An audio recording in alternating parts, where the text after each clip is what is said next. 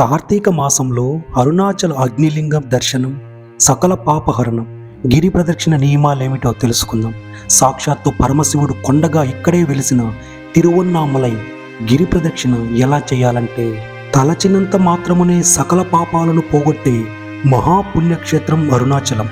అరుణాచలం అనగా అరుణ అంటే ఎర్రని, అచలము అంటే కొండ, అంటే ఎర్రని కొండ అని అర్థం. ఇది చాలా గొప్ప పుణ్యక్షేత్రము. స్మరణ మాత్రం చేతనే ముక్తి నొసగే క్షేత్రం కూడా. ఈ క్షేత్రం కాశీ చిదంబరముల కంటే మిన్నైన భక్తుల విశ్వాసం. శివుని ఆజ్ఞతో నిర్మించిన క్షేత్రమే అరుణాచలం.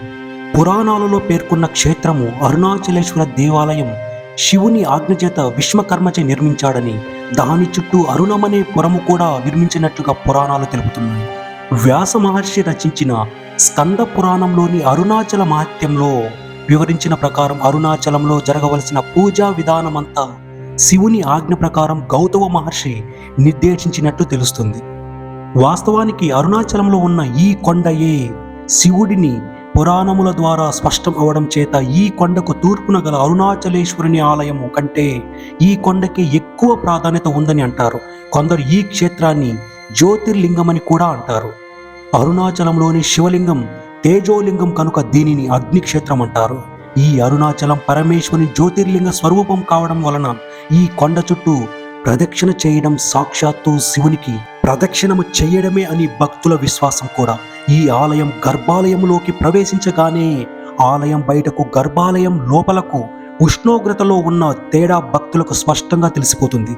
ఎందుకంటే ఈ శివలింగం అగ్నిలింగం కాబట్టి గర్భాలయంలో లోపల వేడిమి ఎక్కువగా ఉంటుంది. ఎలాగైతే శ్రీకాళహస్తిలో వాయులింగమైన శివలింగం నుంచి వచ్చే గాలి కారణంగా దీపం కదులుతూ ఉంటుందో, అదే అనుభవం అరుణాచలం గర్భాలయంలో భక్తులకు కలుగుతుంది. అరుణాచలంలో శివ దర్శనం కన్నా గిరి ప్రదక్షిణకే ప్రాధాన్యత ఎక్కువ. ఎందుకంటే అరుణగిరియే సాక్షాత్తు పరమేశ్వరుడనే భావన ఉండటం చేత భక్తులు పాదాచారులై గిరి ప్రదక్షిణం చేస్తారు. ఈ విధంగా శివస్మరణ గావిస్తూ ప్రదక్షిణ చేసే వారికి మహాపుణ్యం సిద్ధిస్తుందని మహాత్ముల వచనం. అందుచేత నిత్యము అన్ని వేళలా ఎంతో మంది గిరి ప్రదక్షిణం చేస్తూ ఉంటారు. ముఖ్యంగా పౌర్ణమి రోజుల్లో ఇక్కడ లక్షలాది మంది గిరి ప్రదక్షిణ చేస్తారు.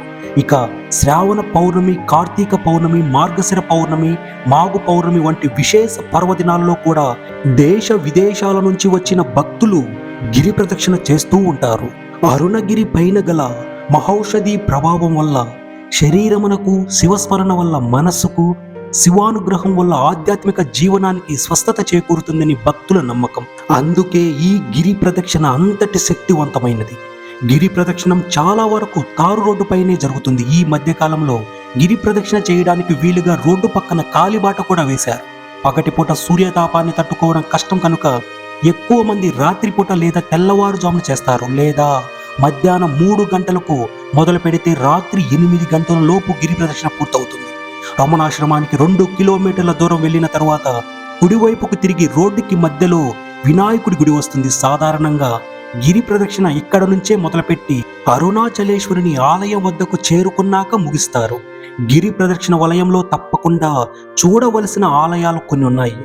ఇక్కడ కొండ చుట్టూ అష్టదిక్పాలకులు ఉంటారని ప్రతీతి. అందుకే ప్రదక్షిణ చేసేటప్పుడు ఈ వలయంలో ముందుగా ఇంద్రలింగం దర్శించాలి. తరువాత వలయంలో క్రమంగా అగ్నిలింగం, యమలింగం, నైరుతిలింగం, సూర్యలింగం, వరుణలింగం, వాయులింగం, కుబేరలింగం, ఈశాన్యలింగం ఇలా అన్నింటినీ దర్శించుకుంటే గిరి ప్రదక్షిణ చేస్తేనే ప్రదక్షిణ ఫలం దక్కుతుందని విశ్వాసం.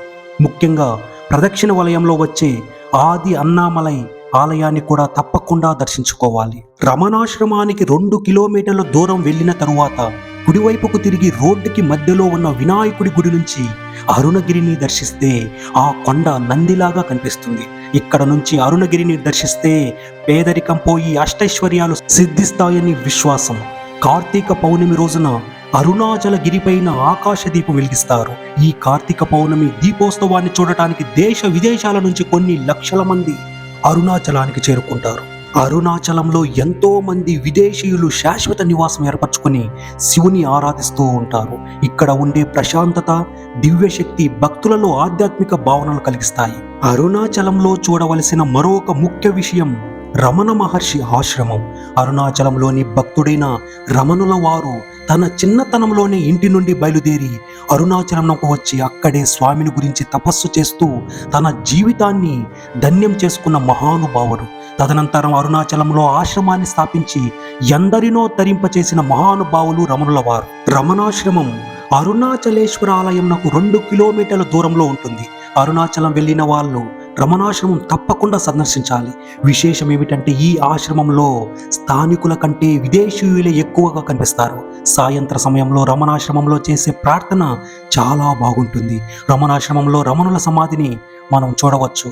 రమణాశ్రమంలో కోతులు ఎక్కువగా మనకు కనిపిస్తాయి. నెమళ్ళు కూడా స్వేచ్ఛగా తిరుగుతూ ఉంటాయి. అక్కడ గ్రంథాలయంలో మనకు రమణుల గురించి పుస్తకాలు కూడా లభిస్తాయి. అలాగే అరుణాచలం గిరి ప్రదక్షిణ వలయంలో శేషాద్రి స్వామి ఆశ్రమాన్ని కూడా సందర్శించుకోవాలి. ఇక్కడ నిత్య అన్నదానం కూడా జరుగుతూ ఉంటుంది. అరుణాచలం కొండ నమూనాలను పరీక్షించిన పురావస్తు శాఖ అధికారులు ఇది కొన్ని లక్షల సంవత్సరాలకు ముందుందని నిర్ధారించారు. అందుకే దక్షిణ భారతానికి అరుణాచలం తలమానికంగా భావిస్తారు. చివరగా అరుణాచల క్షేత్రంలో పగలు రాత్రి సంధ్యా సమయం మండుటెండలో భారీ వర్షం కురుస్తున్నప్పటికీ చలికి గజగజ వణుకుతూ నిత్యం ఎవరో ఒకరు గిరి ప్రదక్షిణ చేస్తూనే ఉంటారు. పురాణాల ప్రకారం గంధర్వులు, దేవతలు, మహర్షులు, శివలోకం, విష్ణులోకం నుంచి కూడా దేవతలు, గంధర్వులు, కిన్నెరులు, కింపురుషులు భూలోకంలో సూక్ష్మ రూపంలో కానీ పశుపక్షాదుల రూపంలో కానీ అరుణాచలేశ్వరుడి గిరి చుట్టూ ప్రదక్షిణలు చేస్తారని విశ్వాసం.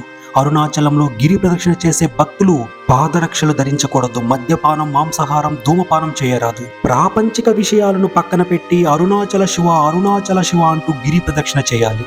ప్రదక్షిణ వలయంలో కాఫీ, టీ, ఇతర తినుబండరాలు తినకూడదు.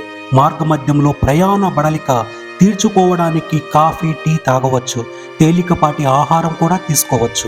అరుణాచల గిరి ప్రదక్షిణానికి కావాల్సింది ఆ ఈశ్వరుని మీద పరిపూర్ణమైన భక్తి, విశ్వాసాలు మాత్రమే.